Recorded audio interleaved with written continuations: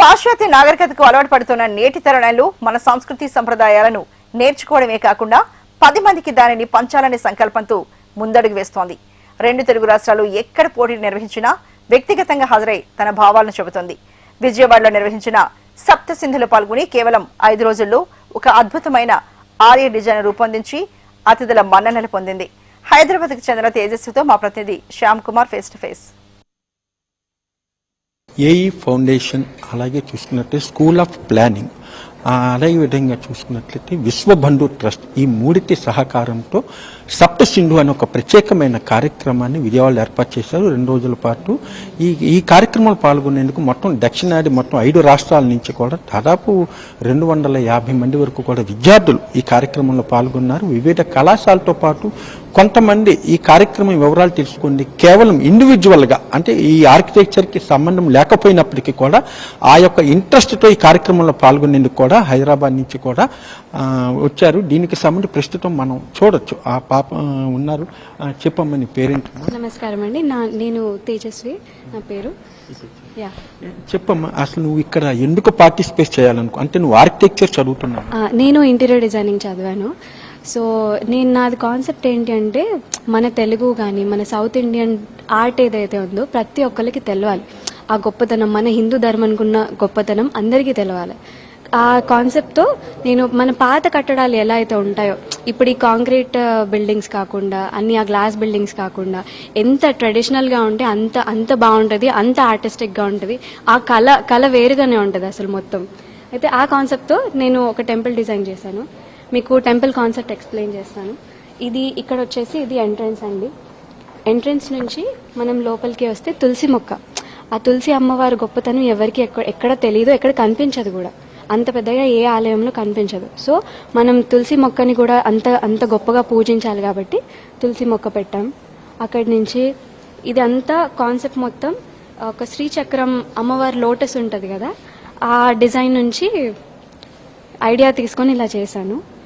And entrance తర్వాత ఇది అన్నదానం కిచెన్ కానీ అన్నదానం హాల్. తర్వాత ఇది గురువులకి పంతులు గారు వాళ్ళకి రూమ్స్ పెట్టాము. అండ్ నెక్స్ట్ ఇది మాత్రం గురుకులం. ఇది మెయిన్ ఇంపార్టెంట్.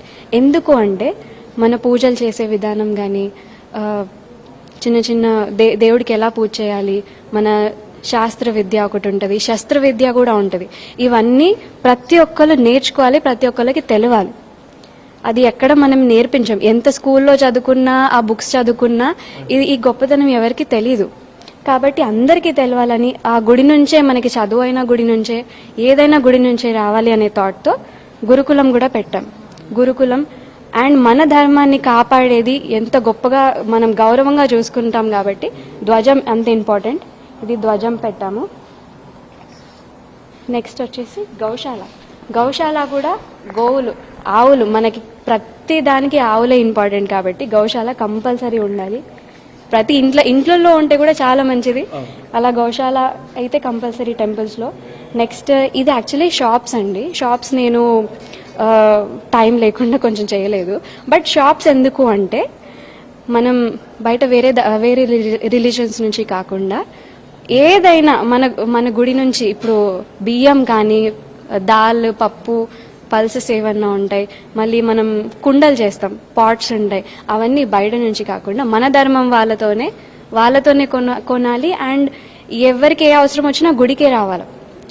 గుడికి మనం ఎంత ఇంపార్టెన్స్ ఇస్తే గుడి మన అందరినీ అంత మంచి చూసుకుంటుంది. కాబట్టి షాప్స్ కూడా గుడి లోపలనే ఉండేలాగా. ఇప్పుడు ఎవరు వచ్చినా గుడికి వస్తారు, దేవుడిని మొక్కుతారు, వెళ్ళిపోతారు. కానీ షాప్స్ కొనేటివి కానీ అవన్నీ వేరే ధర్మాల నుంచి కొని వాళ్ళకి ఇంపార్టెన్స్ ఇచ్చి వాళ్ళే ఉండిపోతున్నారు. మనం తక్కువ అయిపోతున్నాం, వాళ్ళు ఉంటున్నారు. అలా కాకుండా మనమే బిజినెస్లో కానీ ఏ ఫీల్డ్లో కానీ మనం ఉన్నాం, కానీ మనం తక్కువ అయిపోతున్నాం. అలా కాకుండా మనం అన్నీ ఎంకరేజ్ చేస్తే ఉంటాయి. సో షాప్స్ కూడా అలానే. అండ్ నెక్స్ట్ ఇది బావి. ఒకవేళ చిన్న వాటర్ జస్ట్ బావి పెట్టాము. బయట ఊరు నుంచి కాకుండా నీళ్లు తాగడానికి నీళ్ళైనా కానీ మనం ఒకప్పుడు అలా ఉండేటివి.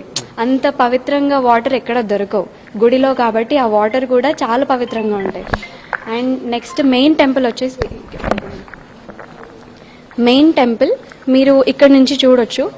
ఇలా చూడండి, ఇక్కడి నుంచి మీకు దేవుడు కనిపిస్తారు, లక్ష్మీమాత అండ్ విష్ణుదేవుడు. వాళ్ళిద్దరికి ఇలా కూర్చొని ఉన్న ఆలయం ఎక్కడా లేదు. ఇలా కూర్చొని ఇంత కామ్గా ఇంత ప్రశాంతంగా కూర్చొని ఎక్కడా లేరు. సో నాకు వాళ్ళు చాలా ఇష్టము. అలా వాళ్ళ ఆలయం కోసం ఉండాలి అనే కాన్సెప్ట్తో ఇలా నేను ఓన్గా డిజైన్ చేశాను మొత్తం. ఎన్ని రోజులు పట్టింది? ఇది ఒక 5 to 6 days maximum, complete day and night కూర్చొని చేస్తే ఇలా అయింది సార్. అంటే ఈ టెంపుల్స్ మీద అంటే నీకు ఫస్ట్ నుంచి ఇంట్రెస్ట్ లేక మీ ఫ్యామిలీ మెంబర్స్ ఏమన్నా? నాకు ఎలా అంటే పాత పద్ధతులు, మన పాత పద్ధతులు ఎలా ఉంటాయి, నేను వంట చేస్తాను, ముగ్గేస్తాను, అన్నీ చేస్తాను అనమాట. సో అది అందరికీ తెలవాలి, ఆ కళ అనేది, ఆ గొప్పతనం అనేది అందరికీ తెలవాలనే కాన్సెప్ట్తో. కానీ సప్తసింధు లాంటి కార్యక్రమాలు చూసుకుంటే తనకు ఒక ఇన్స్పిరేషన్ గా ఉన్నాయి. కేవలం 5-6 రోజుల్లోనే ఇంత అద్భుతమైన ఒక ఆలయ నమూనాన్ని తయారు చేయటం అనేది కూడా ఇక్కడికి వచ్చిన అతిథులందరూ కూడా ప్రత్యేకంగా తేజస్విని అభినందిస్తున్నారు. ఇటువంటి కల్చర్ మిగతా స్టూడెంట్స్ కూడా అలవాటు చేసుకుంటే మన సంస్కృతి సాంప్రదాయాలు చూసుకుంటే పాత తరాల నుంచి కూడా కొత్త తరాలకు కూడా వాటన్నిటిని కూడా అందిపుచ్చుకునేలా కూడా ప్రతి ఒక్కరూ కృషి చేయాలనేది కూడా తేజస్వి కోరుకుంటా ఉంది. కెమెరా పర్సన్ హరితో శ్యామ్.